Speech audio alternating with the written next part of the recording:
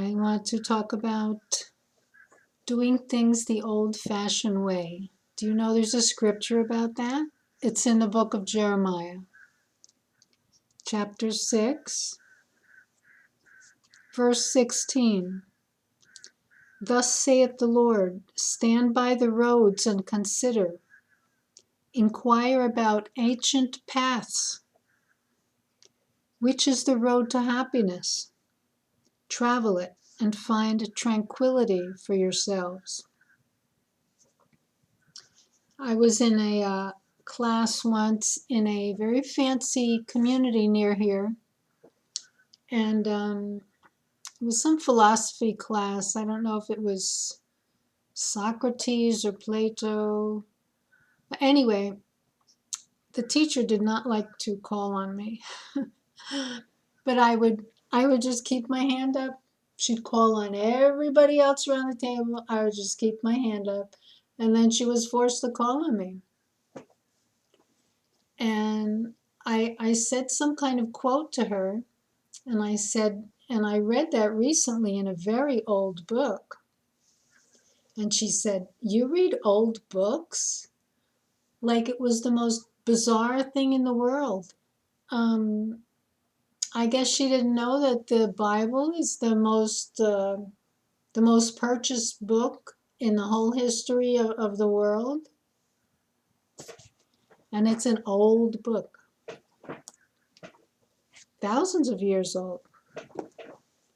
The next scripture is in Isaiah. Let me see here. By the way, this is the 1985 translation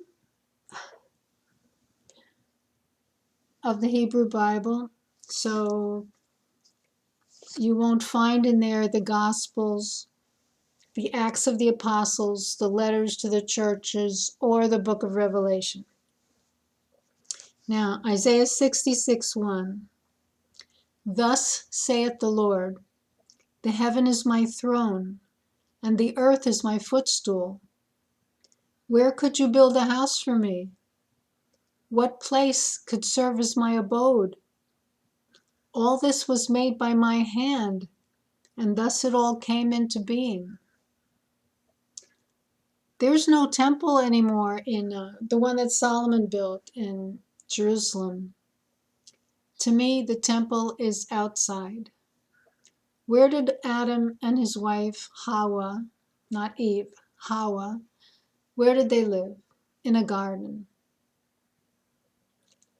In Arabic, Jannah is the word for heaven, and it means garden. So I was thinking, just as it was commanded to bring offerings into the temple that Solomon built, what are we going to bring in the only temple we have now, which is nature, the outdoors? What do we bring as an offering there? One thing we could bring is our labor. We could tend it. Remember the job he gave Adam in the garden? He put the man in the garden to tend it and to keep it. And it was not just for him, because it says the Almighty made a helpmate for him. So Eve, Hawa, was supposed to help him. What else can we bring besides our labor as an offering into this beautiful nature outside? Water the plants, seeds, plant things. And here's an interesting verse. Worship the Almighty. This is from Psalms 96, verse 6, 8, and 9. Worship the Almighty in the beauty of holiness. So it's talking about beauty, and it's connecting it to the word holiness. The word holy means set apart, separate, different.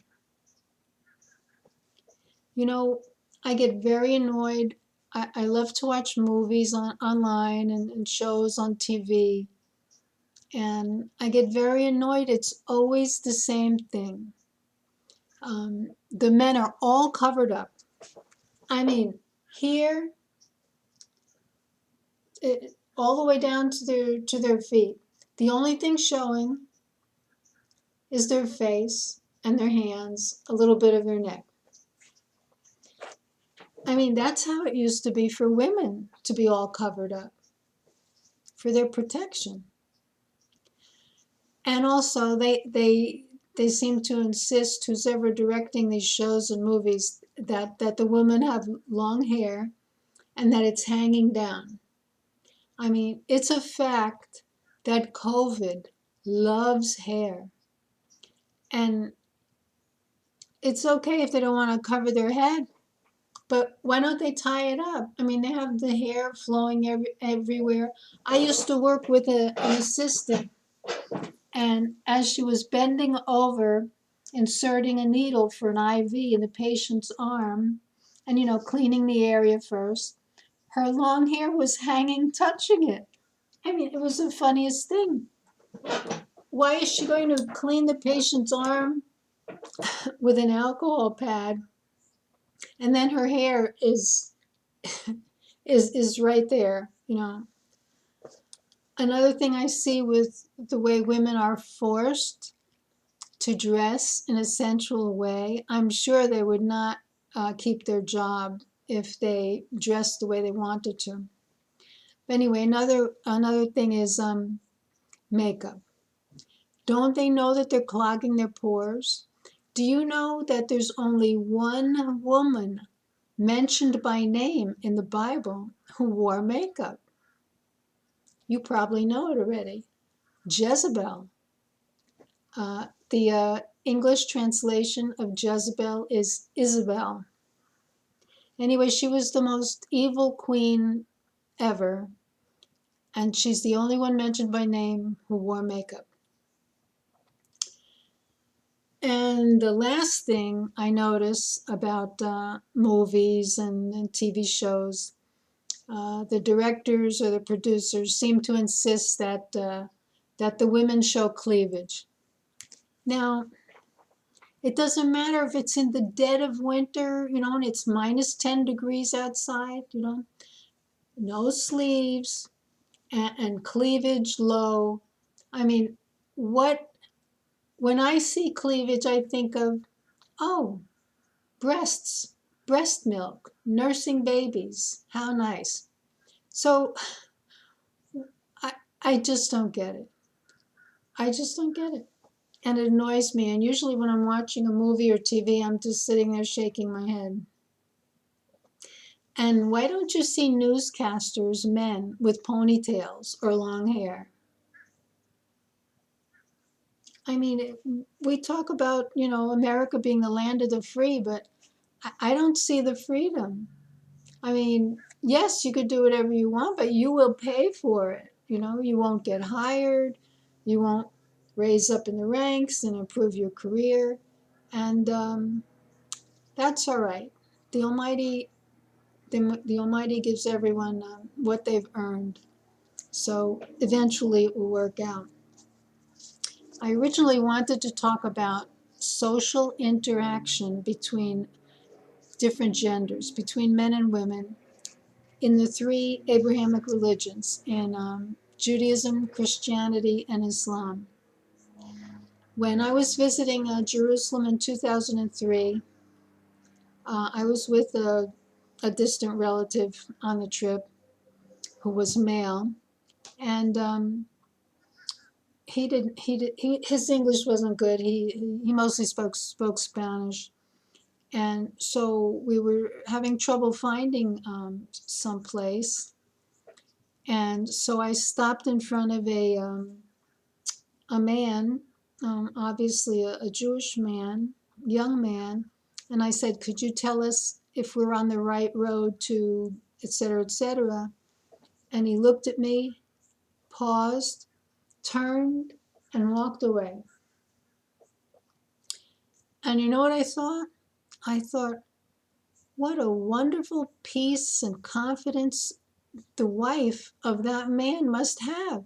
She doesn't have to worry about him, going after other women and breaking up the family and leaving the children fatherless. No worries at all. He won't even look at a woman for more than a few seconds. He won't even speak to her. So I was impressed with that. I also knew a Muslim family when we lived in Colorado, and they were a very nice family. And I noticed that the husband, besides not speaking to me, he would not look at me directly in the eye. And I asked his wife about it, and she said, "Oh yes, he's very careful about maintaining dignity between the genders. Um, once not looking at a woman, not talking to her." And I thought that was great. Here's another woman that doesn't have to worry about her husband, breaking up the family. All right.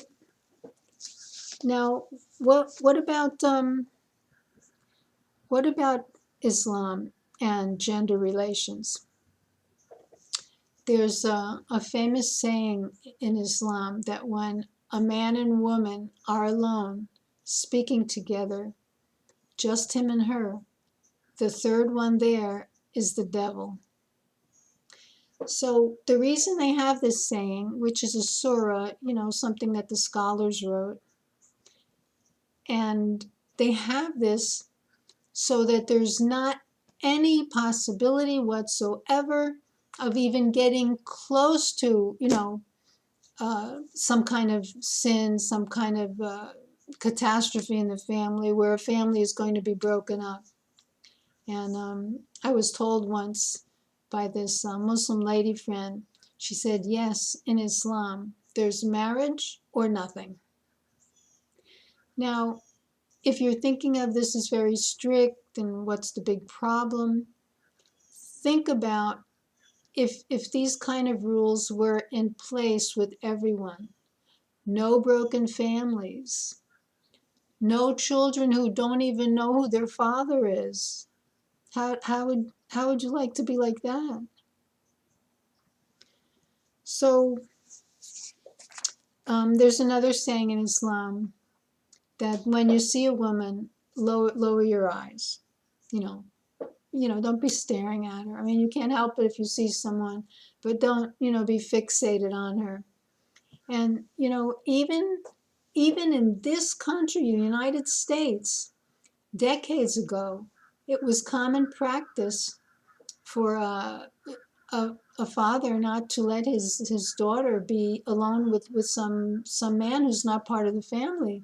And if he wanted to be courting her, if he was thinking of her as a possible wife, they would send a chaperone along, the grandmother, the aunt, the neighbor friend, so there's no possibility of anything